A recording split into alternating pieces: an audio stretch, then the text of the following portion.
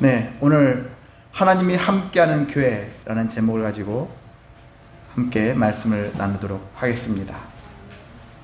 예, 수많은 사람들이 또한 수많은 갈등과 수많은 고통 속에 살아가고 있습니다. 늘 나만 힘들게 살아간다 생각하지만 저 사람의 얼굴 보면 편하게 보이고 좋아 보이고 하지만 결과 다 돌아보면 모두가 수많은 갈등과 고통 속에 살고 있는 것을 볼 수가 있습니다. 이유는 제각기죠. 이유는 가난 때문에, 아니면 질병 때문에, 아니면 관계 때문에, 내가 또 하나님 앞에서 뭔가 사람들한테 말하지 못하는 죄 때문에, 그리고 방향을 잃게 되어져도 마찬가지죠. 그 목적의 삶의 방향을 되게 추구하는 사람들이 있는데 기질적으로 그게 강한 사람들이 있어요. 그 목표에 따라서 살려가는 그런 방향성이 상실되어지거나 그걸 찾지 못하면은 또 방황하기도 합니다. 그래서 희망을 잃고 헤매는 것이죠. 이제 그렇게 되어졌을 때 우리가 많은 사람의 도움을 받습니다. 어떤 상담, 코칭이라는 것도 있죠. 그리고 코치들의 도움이나 상담사의 도움이나 아니면 때로는 의사들의 도움을 받으면서 문제를 해결받으려고 합니다. 예, 그들의 조언을 본다면은 대체적으로 이렇게 조언을 합니다. 일단 어떤 질병 같은 것이 나타날 거예요. 질환, 어떤 질병들이 나타날 것인데 완벽한 회복을 목표를 정해놓고 하지 말아라. 나 언제까지 회복될 거야 하는 그런 기대를 하게 되어지잖아요. 근데 그때까지 내 마음대로 이루어지지 않으면 그게 또 조급함이 생기거든요. 조바심이 생기거든요. 육체적인 질병이나 정신적인 어떤 문제들은 특히나 우리가 내 마음대로 되어지는 게 아니에요. 그런 것들이 생각할 때 완벽한 회복을 목표로 정하지 말자. 전과 같이 다시 건강해질 거야 하는 기대를 일단 하지 말고, 그래, 상처 입었는데 상처 입었으니까 당연히 전보다는 몸에 충격이 오잖아요. 오니까 전보다는 완전히 건강을 회복할 수는 없다. 전에 둔하게 회복할 수는 있을지 몰라도 100% 완벽하게 회복되지는 않는다. 나이도 먹어가면서 일단 몸도 노화가 되어지니까 더 완벽한 회복이 어렵습니다. 그리고 아까 좀 방금 말씀드린 것도 있는데, 회복에 대해서 시간을 정해놓지 말아라. 언제까지 회복될 거야 라는 그런 시간도 정해놓지 말고, 또한 내가 아플 때, 몸이 괴로울 때, 답답할 때, 그래 누구한테 아프다는 얘기를 할 수 있을 거예요. 나 여기 아프다, 저기 아프다 할 수는 있는데, 그 아픈 다음에 대부분 사람들이 어떻게 하겠냐면 그것 때문에 짜증나, 그것 때문에 괴로워, 그것 때문에 절망스러워, 이런 식의 말들을 하는 것에 대해서는 최대한 하지 않아야 된다는 얘기죠. 자꾸 하게 되어지면은 그것이 몸이 자꾸 기억을 합니다. 내 몸이 진짜 짜증스럽게 바뀌어지고요, 절망스러운 몸 상태로 더 바뀌어질 수밖에 없다라는 거예요. 그래서 아픈 건 아프다고 할 수 있는 거죠. 어디가 아프다, 거기까지 하는 거죠. 여기까지 아프다. 그래, 기왕이면은 이것 때문에 절망스럽다라는 말보다는 그럼에도 불구하고 나는 괜찮아, 감사해, 또 이렇게 그 와중에도 감사를 고백할 수 있는 그런 마음을 품는 것이 더 중요하다고 합니다. 또한 내려놓아야 한다는 얘기죠. 쉽지 않지만 현재 내게 주어진 이 환경, 상황, 이런 것들 때문에 여러 가지 많은 마음에 문제가 있다 생각하기 때문에 또 그것도 내려놓지 못하고 붙잡고 있으려고 하는 경우도 있어요. 내가 이걸 놓으면은 더 죽을 것 같으니까. 그런데 때로는 과감하게 내려놓을 때는 내려놓아야 된다 하는 것이죠. 그리고 현실을 인정할 줄 알아야 된다. 인정할 줄 아는 것이 치료의 어떻게 보면 출발이라고도 할 수 있습니다. 삶을 인정하는 것이죠. 그 사람을 인정하는 것이죠. 사람 관계도 인정하는 거예요. 그 사람이 어떤 사람이라는 것들을 인정하는 것이죠. 사람이 이러면 안 되는 건데, 저러면 안 되는데, 이게 도리가 아닌데, 자꾸 이런 마음 품으면 그 사람에 대해서 불만, 불평이 생길 수밖에 없거든요. 그래서 인정하는 것이죠. 물론 나 자신은 내가 잘못된 것을 보이면 나는 고치려고 노력을 해야 되는 거예요. 근데 나는 고치지 않으면서 상대방을 보면서 그 사람에게 그것을 막 고치려고 지나치게 시도하는 것도 오히려 정신건강에 좋지는 않을 수 있습니다. 그런 것과 같이 우리가 어떠한 내게 주어진 현재 상황을 인정하는 거예요. 인정하는 것도 치료의 시작이다라고 할 수 있고요. 너무 과거에도 집착하지 말아라. 그리고 예전에 제가 신학교 다녔을 때 상담을 공부했었을 때 그때 당시에 교수님이 미국에서 공부해 갖고 왔는데 요즘에 새로운 트렌드다 하면서 했던 얘기가 뭐냐면은 해결 중심의 상담이 요즘에 트렌드다 그런 얘기 하는 거예요. 해결 중심의 상담.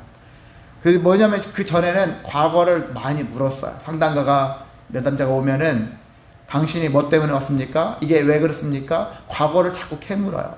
근데 과거를 말하고 싶지 않은 때가 있지 않습니까? 근데 과거를 자꾸 물으면서 그걸 원인을 발견해내려고 하는 것이죠. 그런데 그렇게 하게 되어지면 지금 가뜩이나 그것 때문에 스트레스가 쌓여있는데 또 그런 얘기를 사람들한테 자기 과거를 밝히고 싶지 않은 사람도 있는데 그걸 또 꺼집어내야 되니까 힘들죠. 근데 해결 중심의 상담은 그게 중요하지 않아요. 당신의 과거가 중요하지 않아요. 현재 지금 상태가 어떤 상태입니까? 그리고 현재 상태로부터 고쳐 나갈 수 있는 것을 발견해내는 것이 해결 중심의 상담이다 라는 것이거든요. 근데 그 원리를 여러분이 삶 속에서 적용하셔야 합니다. 어떤 문제가 생기면 자꾸 과거로 가려고 해요. 내 몸에 이상이 있으면 과거로 가려고 하고, 그리고 마음이나 다른 어떤 상황에 자꾸 과거로 가서 원인을 캐려고 합니다. 물론 여유가 있으면 해도 돼요. 하는 것이 좋기도 하죠.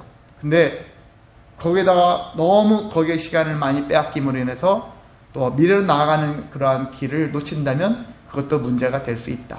과거로 갈 수도 있지만은 과거에만 집착하게 되어지면 또한 이것도 문제가 될 수 있으니까 과거보다는 어떻게 하면 현재로부터 해결할 것인가, 미래를 향해 나아가는 방법을 택하시라는 것입니다.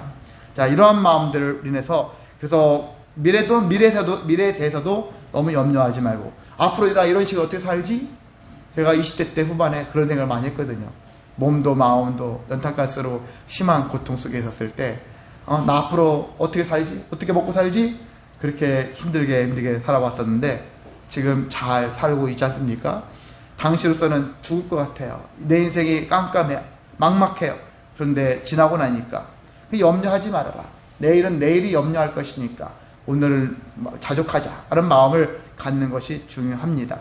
그래서 성경도 우리에게 전체적으로 얘기할 때는 미래를 소망하되 지금 현재에 집중하기를 원하십니다. 데살로니가 교회가 어떠한 어려움이 있었었죠? 바울이 데살로니가 교회에 편지를 썼을 때 그 교회에 왜 편지를 썼느냐 하면은 임박한 종말론 때문에 쓴 거거든요. 그들은 주님이 곧 오신데 그렇게 하다 보니까 지금 생업이 뭐가 중요해? 일하는 게 뭐가 중요해? 주님 오시는데 나 주님 오실 맞이를 해야지. 야, 우리 모이자. 흔히 말해서 어디 골방에 모여가지고 사람들이 밤낮 없이 주님이 이제 며칠 있으면 오실 거니까 우리가 구원받은 자로서 구원받아야 되니까 모여가지고 기도해야 하고 막 말씀 가운데 열심히 열중을 하는 거야. 그 행위 자체가 나쁘다라는 건 아니겠지만은 그 종말론 때문에 생업을 포기한다는 거야. 오늘 밭에서 씨를 뿌려야 되는데 씨를 안 뿌려요. 때는 추수도 해야 되는데 추수 뭐해? 필요 없는데. 이런 식으로 하면서 일을 하지 않아요. 하지 않고 하는 것에 대해서 바울이 데살로니가 교회에 대해서 주님이 오시는 건 오시는 건데 언젠가 오시는데 모든 걸 다 포기하고 거기에만 몰두하는 것은 옳지 않다. 현재 내게 주어진 일들 있잖아요. 지금 오늘 내가 해야 될 일이 있다면 그 일을 하라는 것이죠.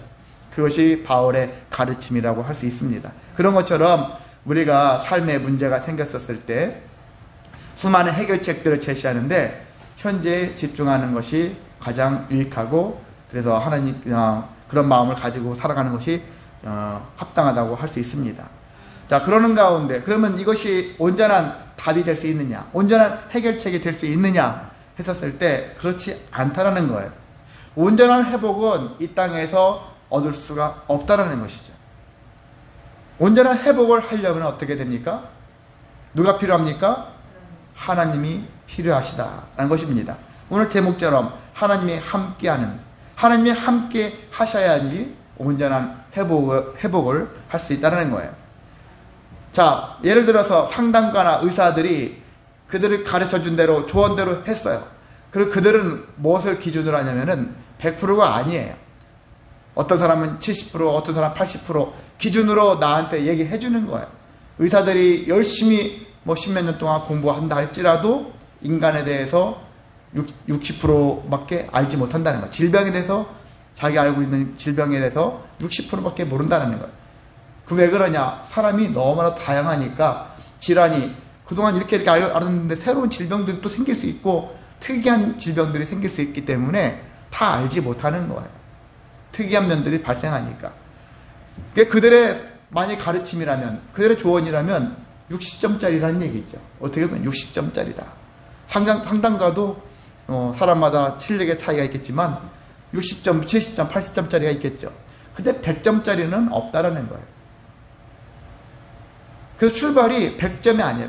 완벽하지 않다는 얘기죠. 근데 하나님이 개입하셨을 때 100점의 치료가 될 수 있다는 거예요. 100을 놓고서 치료가 가능한, 이렇게 온전히 치료가 될 수 있는 그런 기준점이 그래서 하나님이 있다는 거예요. 하나님께 있다는 얘기입니다. 자, 왜 그렇습니까? 우리가 하나님은 피조물이 창조하셨잖아요.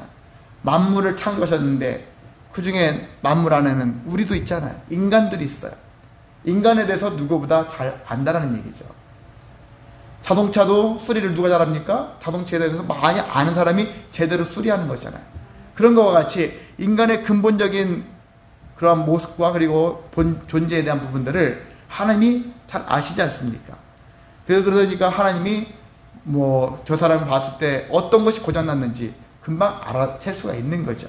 무엇이 문제가 있는지를 알 수가 있는 것이죠. 그러면서 하나님께서 만들고 그냥 나 몰라 모르겠지만은 그게 아니라 하나님께서는 계속 우리의 삶을 주관하신다. 주도해서 이끌어 내가신다는 얘기죠. 이 주관하시는 하나님이시다니까 계속 관심 있는 것이죠. 또 자동차로 얘기 든다면은 자동차만 만들고서 그냥 만들기만 하고 팔기만 하고 그렇게 사는 것이 아니라 자동차를 직접 타고 다니세요. 그래서 자동차가 어느 시간 되면은 어떨 때 보면은 어떤 문제를 일으킬 수 있잖아요. 여기가 고장날 수 있고 바람이 빠질 수 있고 기름이 떨어질 수 있고 아니면 어떤 기관에 고장이 일어날 수 있고 문제가 있구나. 그걸 알아챌 수 있잖아요. 그런 것과 같이 하나님께서는 우리 하나님 만드시기도 하지만 그걸 주관하시고 선하게 이끄시기도 한다는 것입니다. 그래서 우리는 하나님이 함께 있었을 때 온전한 회복의 길로 나아갈 수 있고 그래서 모든 걸 완벽하게는 이 땅에서는 이루어질 수는 없겠지만 그래도 우리가 하나님께서 함께하면 보다 더 세상에 있는 조언들보다 해결책보다 더 놀랍게 회복되어질 수 있는 은혜가 있다는 것입니다. 자, 그래서 이 하나님이 함께 하시면 어떤 일들이 발생할 것인가? 많죠. 너무 많아요. 그런데 오늘 저는 4가지 측면에서 함께 이 하나님이 함께 하셨을 때 어떤 일이 우리에게 있을까에 대한 부분들을 말씀을 나누도록 하겠습니다. 첫 번째는 하나님은 약한 자를 외면하지 않는 분이시다라는 것입니다. 약한 자. 약한 자를 해서 무슨 마약을 먹은 자, 마약을 한 자 그런 얘기인 거 아니에요. 정말 연약한 자를 외면하지 않으신다라는 것이죠. 근데 이것을 제가 왜 말씀드리냐면은 이사야 선지자가 보면은 61장에 보면은 우리가 이런 말씀이 있죠. 주 여호와의 영이 내게 내리셨으니 이는 여호와께서 내게 기름 부으사 가난한 자에게 아름다운 소식을 전하게 하려 하심이라. 나를 보내서 마음이 상한 자를 고치며 포로된 자에게 자유를 갇힌 자에게 노임을 선포하며 여호와의 은혜의 해와 우리 하나님의 보복의 날을 선포하며 모든 슬픈 자를 위로하되 라는 말씀이 있거든요.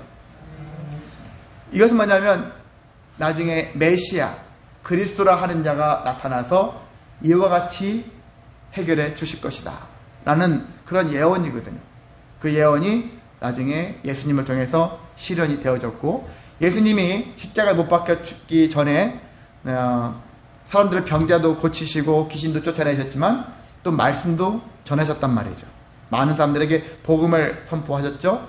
어느 날은 회당에 들어가서 주로 예수님이 보면은 이사야 선지자의 말씀을 많이 전했던 것 같기도 합니다. 그 말씀을 봉독을 했어요. 근데 이 61장에 있는 말씀을 예수님도 전하신 거예요. 전하셨고 나중에 예수님이 정말 침례 요한이 예수님이 그리스도가 맞을까 의심스러웠을 때 감방에서 감옥에서 의심했었을 때 제자들을 보냈지 않습니까? 그래서 그때 제자들이 당신이 그 맞습니까? 그리스도가 맞습니까? 다른 자를 기다려야 됩니까? 이렇게 물었을 때 예수님이 아무 말도 안 하시고 쭉 내가 하는 것을 보아라 그렇게 말씀하셨죠. 그렇게 그 행위를 보니까 가난한 자, 병든 자, 귀신 들린 자 그들을 고치시는 거예요. 회복시켜 주시고 그리고 복음을 선포하시는 거죠. 그런 행위를 보고서 네가 본 바를 팀리아 요한에게 전하라. 뭡니까? 그리스도가 하실 일이 이것이다. 그럼 주로 예수님이 지금 누구를 대상으로 하고 있습니까? 여기 있는 것처럼 가난한 자, 상한 자, 포로된 자, 갇힌 자, 슬퍼하는 자 이런 자다. 그리고 한마디로 연약한 자들이죠. 연약한 자들을 대하여 하나님께서 그들을 나는 약한 자들 싫어. 난 강한 자가 좋지. 어떤 사람들은 그런 사람들이 많아요. 저도 이제 부교육자 시절에 보니까 어떤 성도들이 그런 성도들이 있더라고요. 연약한 부교육자를 싫어하고 막 되게 강성 있는 그런 부교육자를 더 좋아하는 그런 성도를 제가 목격을 했었어요. 그래서 참 사람마다 다 뭐 기질이고 체질이니까 제가 그걸 다 어떻게 할 수는 없지만은 대부분 사람들이 또 일반적으로 강한 자를 더 좋아하는 사람이 있어요.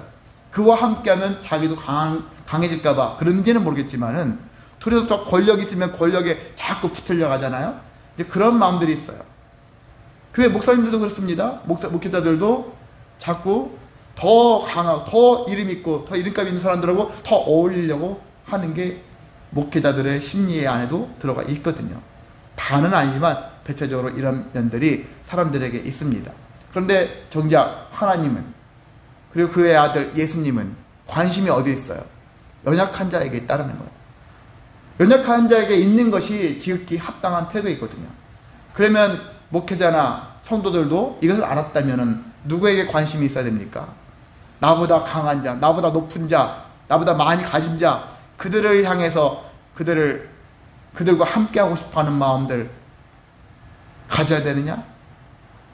이 자체가 죄는 아니지만은요, 연약한 자를 버려두고 외면하고 그들의 슬픔을, 그들의 고통을 외면하고 높은 자들을 향해서 나아가는 삶이 태도가 결국 합당치는 않다라는 거거든요. 성도의 태도가 거기에 있습니다. 근데 우리는 이제 하나님의 마음처럼 예수님의 뜻처럼 더 연약한 자들을 향한 그런 마음들을 갖는 것, 그것이 우리들의 태도가 되어야겠습니다. 자, 그렇게 하나님께서는 그래서 가난한 자를 아까 말씀드렸잖아요. 아름다운 소식을 복음으로 말미암아 회복시켜 주시고 또한 상한 자는 고쳐주시고 포로된 자는 당연히 어떻게 하시죠? 자유를 주시고 갇혀있는 자들은 다시 풀어줘서 노임을 선포하고 그렇게 되어져서 슬퍼하는 자들은 위로하시고 아파하는 자도 마찬가지로 하나님께서 선하게 베풀어 주신다. 그런 하나님이시니까 그런 관심이 있잖아요. 의사도 돈을 목적으로 해서 의료 행위를 하는 사람이 있거니와 정말 환자를 고쳐야 되겠다.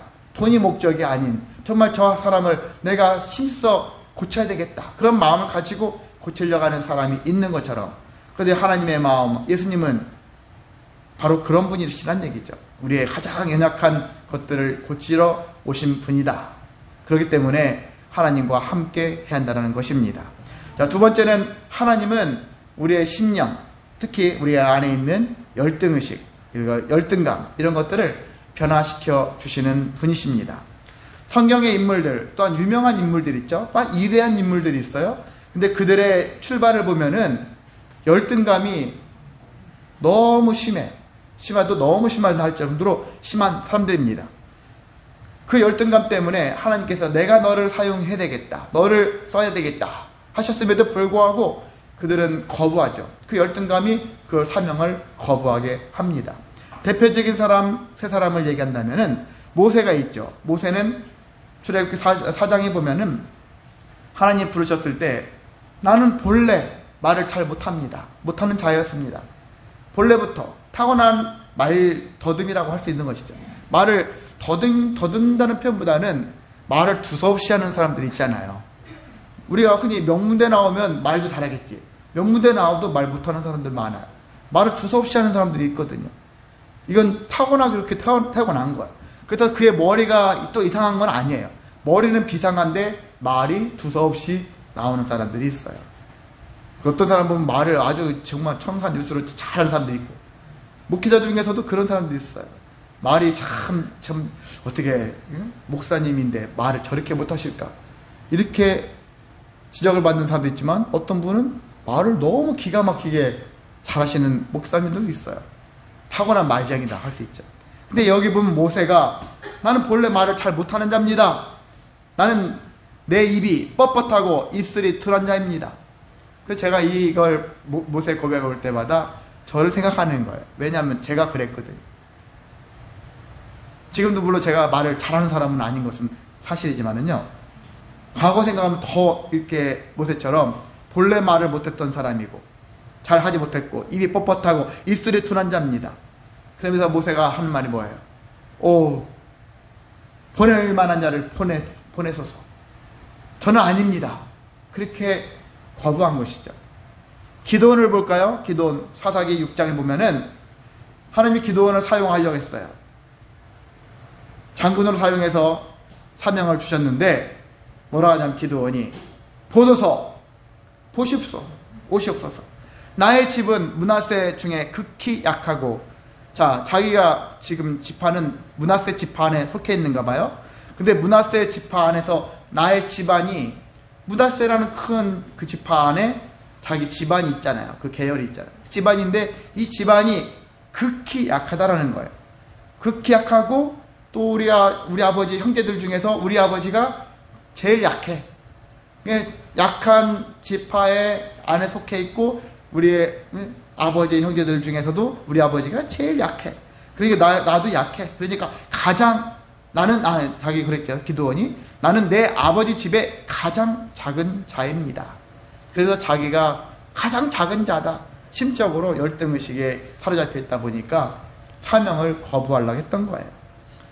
사울 왕도 마찬가지죠. 사울 왕은 거기는 참 얼굴도 준수하고, 성경에 보면은 머리통이 하나가 더 있을 정도로 남들보다 머리통이 하나 더 우뚝 서 있는 사람이에요.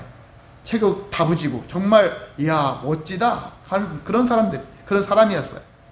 그런데도 불구하고 이 사울은 덩치에 어울리지 않게, 나는 이스라엘 지파의 가장 작은 지파 베냐민 사람입니다.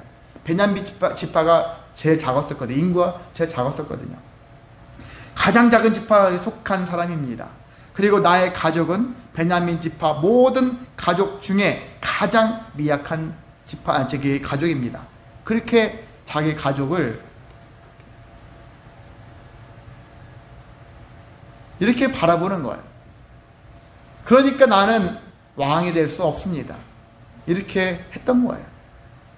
그런데 하나님께서는 그들과 함께 하시면서 그들을 변화시켜 주셨죠. 모세에게는 어떻게 했습니까? 내가 내 입과 함께 있어서, 하나님이 너와 함께 하겠다라는 거예요. 입에만 함께 하시겠습니까? 그의 마음에 생각에 함께 하시겠죠. 내 입과 함께 있어서 할 말을 가르칠 것이다. 때로는 내 형 말쟁이, 말 잘하는 형 아론을 붙여주실 것이다. 아론을 붙여주실 거고, 지팡이까지 주셔가지고 지팡이를 통해서 이적을 베풀어 주셨잖아요. 그래서 하나님이 함께 하시면 이와 같은 일들을 하나님께서 이루어 주실 것이다. 그렇게 해서 그의 열등의식을 다 물리치시고 40년 동안 위대한 민족의 지도자로서 모세가 쓰임을 받게 하신 것이죠. 기드온도 마찬가지입니다. 기드온에게도 동일하게 내가 반드시 너와 함께 하겠다, 그렇게 말씀하셨거든요. 하시고 그뿐만이 아니라 300명의 용사, 기드온 입장에서는 애게밖에 안 되는 거예요. 상대는 10만이 넘는데 나는 300명의 용사를 가지고 그들과 싸워야 한단 말이야? 말도 안 되는 것이죠. 근데 300명의 용사로 기가 막히게 전략 전술을 짜가지고 이겼잖아요. 그래서 내가 너와 함께 하기 때문에. 또 사울도 마찬가지입니다. 사울에게도 하나님이 함께 하시고 하나님의 영이 크게 임했다, 그렇게 얘기하고 있거든요. 하나님의 영이 크게 임했다는 얘기는 하나님이 함께 하신다는 얘기죠. 그러면서 왕이 되기 전에 사울이 전쟁이 일어났을 때 몇 번의 전쟁에서 승리를 거두어요. 처음에는 저게 뭘 하겠어? 사람들이 의심을 했어요. 근데 전쟁에서 몇 번 나가가지고 이겨버리니까 사람들이 야, 우리의 왕으로서 합당하다. 사람들이 인정하기 시작하는 거예요. 그 외모만 준수하면 안 되는 것이죠. 자신감도 없고 소극적이고 이렇게 사람들이 주변에 아니까 야, 쟤가 뭐 우리가 어떻게 왕돼? 근데 이런 전쟁에서 담대함을 보이고 승리를 계속 몇 번 하다 보니까 많은 백성들이 우리에게 왕으로 합당하다 인정해줬던 것이죠. 자, 이 결과도 뭐냐면은 하나님이 함께 하셨다는 얘기예요. 같은 공통점이 모세와 기드온, 사울의 공통점이 하나님이 함께 하셨다. 그리고 하나님이 붙여주셨다. 그러는 거예요. 이런 것 같은 일들이 이들에게만 있는 것이 아니라 성경 또 여러 곳에 여러 인물들에게도 거의 동일하게 나타나 있습니다. 바울도 그랬고 뭐 베드로도 그렇고 신약시대에도 마찬가지로 다 주님이 함께 있었을 때 능력이 나타난다는 것들이 성경에 많이 나와 있습니다. 그것들을 이들에게만 해당되는 것이 아니라 나에게도 해당된다. 그런 믿음을 가지시길 원합니다. 하나님이 나와 함께 하시면 내가 이룰 수 있다. 라는 그런 고백을 여러분이 행하시길 원합니다. 그래서 우리는 하나님이 오셔서 저 고쳐주세요. 고쳐주세요. 이것만 해결해주세요. 이것만 간구하지 마시고 하나님 영원토록 나와 함께 해 주옵소서. 이 고백이 우리에게 선행이 되어야 되는 거예요. 나와 함께 하시면서 나의 필요를 채워 주시옵소서. 이런 고백이 있어야 되죠. 하나님께 함께 하려고 하는 마음이 있어야지. 하나님 오실 필요 없어요. 그냥 말씀만으로 됩니다. 신약시대 예수님께 고백한 사람도 있잖아요. 물론 그렇게도 낫기도 해요. 그런데 그것보다는 나와 함께 하여 주옵소서. 이 고백을 더 많이 하자는 거예요. 함께 있었을 때 더 놀라운 역사가 넘칩니다. 그래서 하나님과 함께 있었을 때 열등감은 무엇으로 바뀌어졌습니까? 사명을 행하는 것으로 바뀌어졌고 우리의 연약함은 능력으로 바뀌어졌다는 것입니다. 그런 인생 되시기를 소망합니다. 자, 세 번째는 하나님은 우리의 두려움, 불안, 누구나가 다 있는 두려움, 불안이죠. 두려움과 불안을 극복하게 하신다는 것입니다. 자, 하나님의 약속을 받고 아브라함이 본토 친척 아비의 집을 떠나서 가나안 땅에 갔었죠. 그래서 거기서 여러 가지 많은 일들을 겪었지만은 그에게는 늘 잘 되어졌어요. 잘 되어졌고 집안도 많이 부흥되어졌고 재산도 많아졌고 다 좋았어요. 그런데도 불구하고 늘 불안이 떠나지 않았어. 늘 두려워했어. 두려워했는데 그 이유는 뭘까? 봤더니 창세기 15장 1절에 보면은 아들 때문인 것을 알 수 있었어요. 이제 내가 나이는 먹고 늙어갔는데 아들이 없어. 이 아들로 인해서 내가 보호도 받아야 되겠고 내 유산도 물려줘야 되겠는데 이것들을 이 과업을 이어나갈 자가 없어. 그러니까 이 아들 문제 때문에 상속자 때문에 늘 불안한 거야. 두려워하는 거야. 그랬을 때 하나님이 말씀하시죠. 창세기 15장 1절 아브라함아 두려워하지 말라. 나는 내 방패요 너의 지극히 큰 상급이니라. 이 말씀은 여러분이 기억하셔야 되는 거예요. 저도 되게 중요한 말씀이라고 생각이 들거든요. 두려워하지 말라. 우리가 왜 두려워합니까? 내 생각대로 하지만 다른 것이 나를 지켜줄 거라는 돈이, 건강이, 내 아는 지인들이 나를 지켜줄 거라고 생각하지만 하나님은 그렇지 않아요. 내가 너의 방패다. 내가 너의 지극히 큰 상급이다. 큰 상, 우리 상 받기를 원합니다. 금을 주세요. 건강을 주세요. 그게 아니라 나를 가져라. 내가 상이다. 사람들은 부담스러워 하겠지만 이 자체를 우리가 받아낼 줄 알아야 한다는 것입니다. 그래서 아브라함이 두려워했지만 하나님께서는 이렇게 위로하시면서 내가 방패이며 상급이니까 나와 함께하면은 두려움이 떠날 수 있다는 얘기죠. 내가 너와 함께하겠다 약속하셨기 때문에 그 나중에 이후에 아브라함은 아들을 얻은 이후에 삶이 바뀌어졌죠. 그리고 그에게 두려움이 없어요. 나중에 심지어는 아들을 내게 바쳐라 시험하실 때도 기꺼이 아들을 바치려고 했거든요. 안 그랬으면 감히 어떻게 그 아들을 그렇게 원했는데 그 아들을 어떻게 하나님이 내게 바치라 한다 할지라도 바칠 수 있겠습니까? 안 바쳤겠죠. 근데 아들이 없어도 됩니다. 라는 것. 이미 하나님 당신으로 만족합니다. 이런 상태가 됐다는 얘기죠. 그랬으니까 그래서 아들을 죽여도 된다는 그런 개념은 아니고 하나님께 다 맡기고 살아갈 수 있는 그러한 믿음의 삶이 되었다. 그래서 그것 때문에, 그 사건 때문에 그가 하나님을 경외하는 자가 되었고 그의 믿음이 존중받았잖아요. 인정받았지 않습니까? 그래서 믿음의 조상이 되었지 않습니까? 다 누구처럼? 아브라함처럼 믿어라. 그렇게 하게 되어진 기준이 되었지 않습니까? 그런 것 같은 믿음을 여러분이 가지시기를 원합니다. 자, 바울도 마찬가지예요. 바울이 어느 날 고린도에서 고린도 말도 많고 탈도 많은 그런 고린도 지역에서 사역을 하는데 주변에 있는 수많은 사람, 특히 누구요? 유대인들이 너무나 괴롭혀요. 심지어는 기독교인 자들도 바울을 의심하면서 바울을 되게 힘들게 하는 사람들이 있었다는 얘기예요. 그랬을 때 바울이 너무나 괴로웠어요. 그런데 어느 날 밤에 환상 가운데 하나님의 말씀이, 음성이 들립니다. 사도행전 18장 9절에서 10절에 보면은 밤에 주께서 환상 가운데 바울에게 말씀하셨는데 뭐라고 하냐면 두려워하지 말며 침묵하지 말고 말하라. 내가 너와 함께 있다. 라고 말씀을 하고 있습니다. 바울, 내가 여기서 말씀을 전해야 되겠는데, 저 사람에게 복음을 전해야 되겠는데, 근데 왠지 모르게 막 두려워요. 근데 하나님이 침묵하지 말고 전해라. 내가 너와 함께 하니까 전해라. 그러면서 거기다 추가로 뭐라 하자면요, 어떤 사람도 너를 대적하여 해롭게 할 자가 없을 것이다. 또한 이 성 중에는 내 백성이 많다.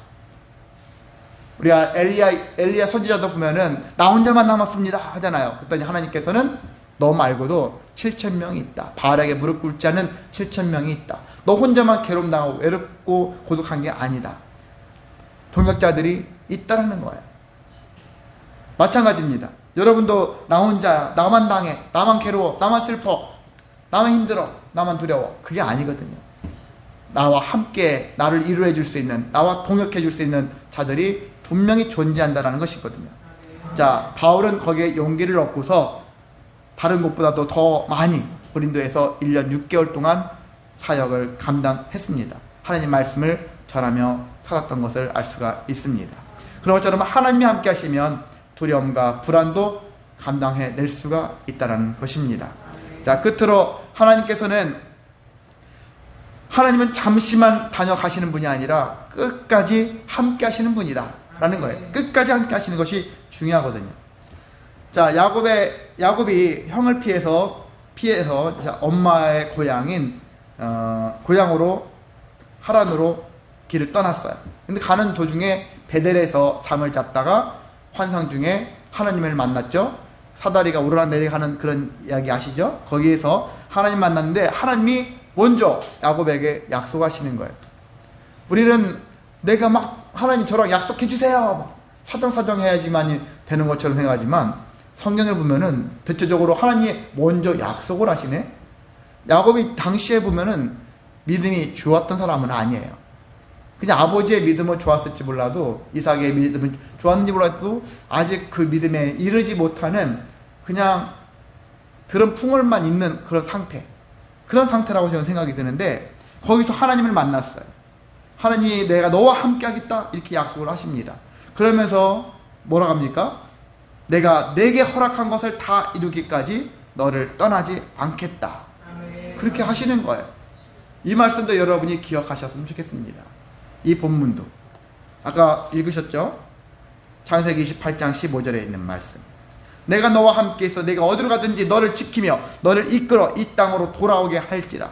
내가 내게 허락한 것을 다 이루기까지 너를 떠나지 아니하리라.